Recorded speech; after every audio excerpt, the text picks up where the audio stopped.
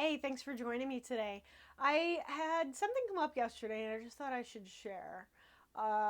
Every year, the same weekend every year, I photograph this event for one of the colleges nearby. And I just thought last night was actually my 10th anniversary of photographing this event, which is crazy. I mean, I can't even believe I've been doing this that long anyway, and then that job for 10 years. So it got me thinking about how I got the job and how I've been able to do it for 10 years. So I thought, anyway, let me record this video for you guys, and then maybe you'll get something out of it. It's kind of a funny story. So what happened was I was photographing stills on a movie that was being made in my town. And I met the director and, all the people. The director introduced me to this guy, Chris, and then over drinks one night, I found out that Chris's wife was a gynecologist. I know. I promise, it gets quickly to this point. I immediately, as a photographer and a new photographer, I was like, oh, gynecologist, pregnancy, like I could do all these family photos and I could corner the market. Like if she's, gynecologist and does all this stuff, that's like a, steady stream of pregnant ladies.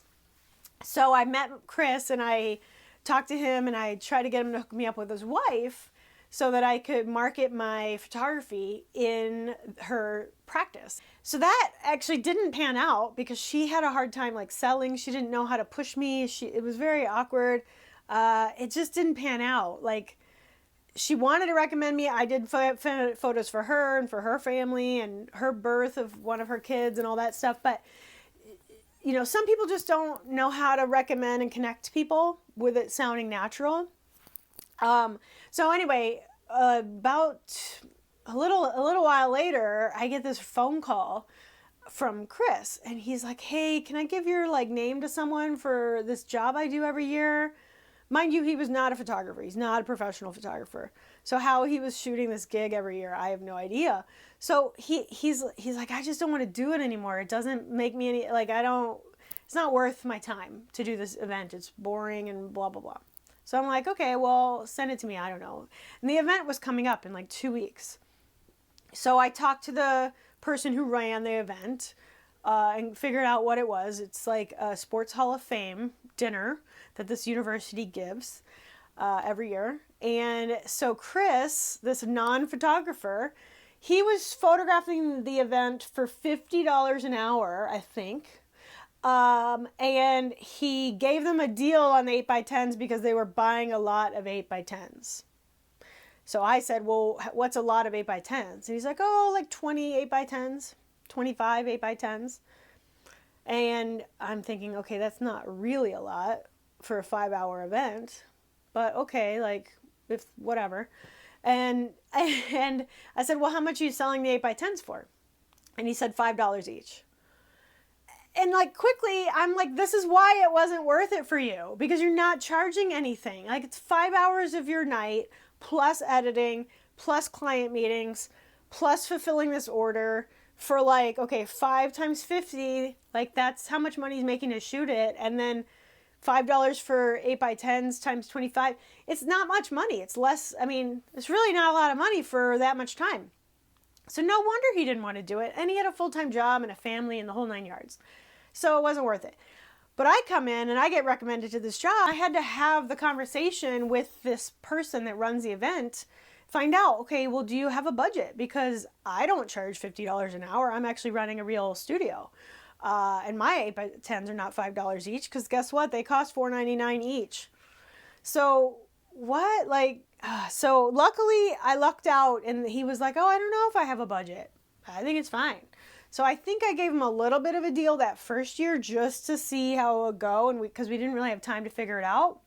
And I probably didn't even need to, but I just didn't want whoever did the accounting to get such a huge shock between that old guy and me, the other guy, between Chris. So that's my point is here today is that the difference between an amateur photographer and a professional photographer is a world of difference. An amateur photographer, of course it's not worth his time. This is why when you hire a student to shoot your wedding and you want to pay him $200, they don't show up. because it's not worth it for them. They're so busy. They've got 4,000 other things. It's not their primary source of income. It's just for extra money, and they don't value it. I hate to say it, but that's true. I mean, when was the last time you valued anything you got for free? So skip forward 10 years later. Now I've photographed this event for 10 years, and immediately I was able, like, just because I knew what I was doing and I was treating it like a business, and I wasn't even doing anything weird or out of the ordinary. But even that first year, the client ordered 200 8x10s for me.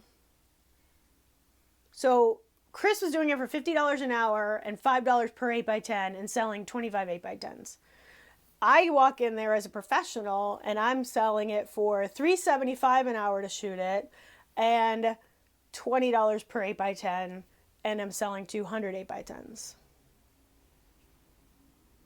That's the difference between amateur and pro. And the money was there all along. That's the irony.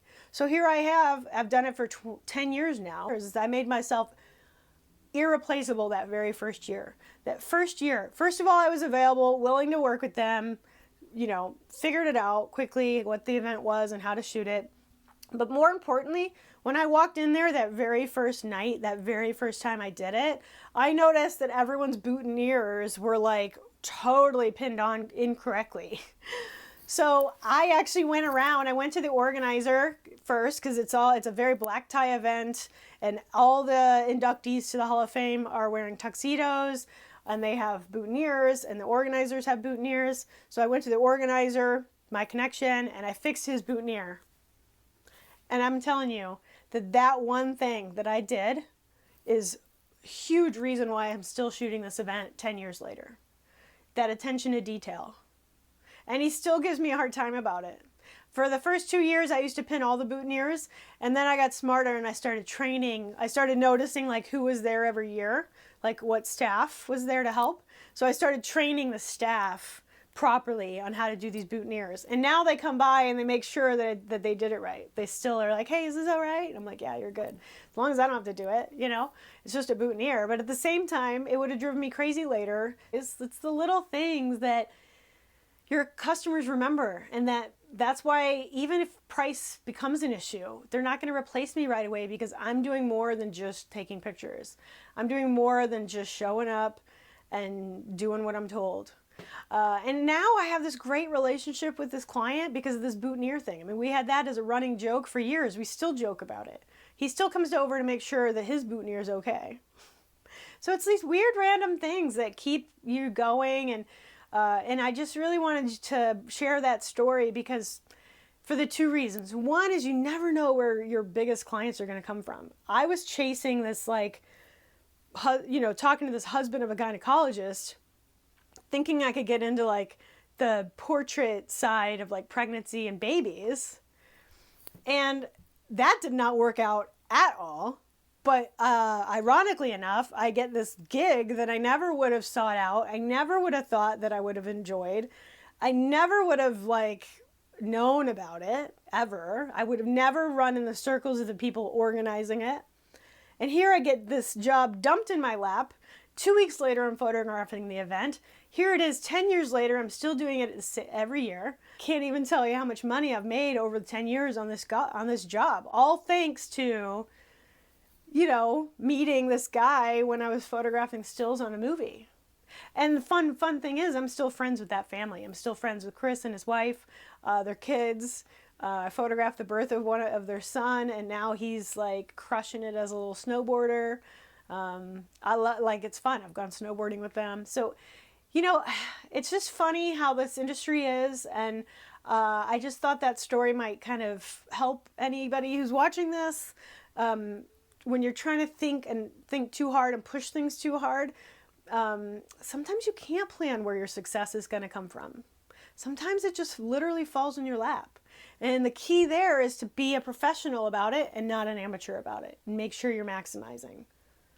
And that's my big tip for the day. I hope it helps. All right, leave me a comment if you have a story like that you want to share. I'd love to hear some random way that you got a client that you love.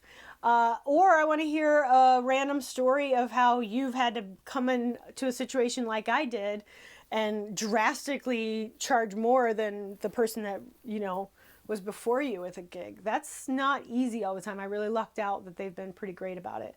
But like I said, I think they saw right away that the difference between me and him that's why I charged more, because it's that little stuff. It's the boutonniere, it's the posing, it's the, I'm taking all these photos that they love, and that's why they're buying them. So I think we've maxed out. I think the most 8x10s, fun fact, I think the most 8x10s I've sold to them from that 5-hour event is 432.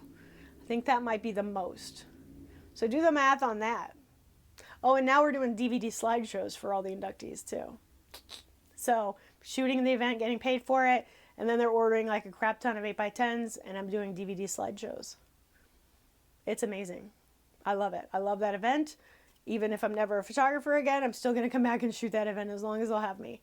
Because I know everybody and I know what they want. I know how to shoot it. It's the same every year, same location, same people. It's great. So anyway, share your successes in the comments. Subscribe for more, please. I love hearing from my subscribers, so give me a holler. Let me know if you have a question or a struggle, because I'd love to address it in my next video. All right, bye.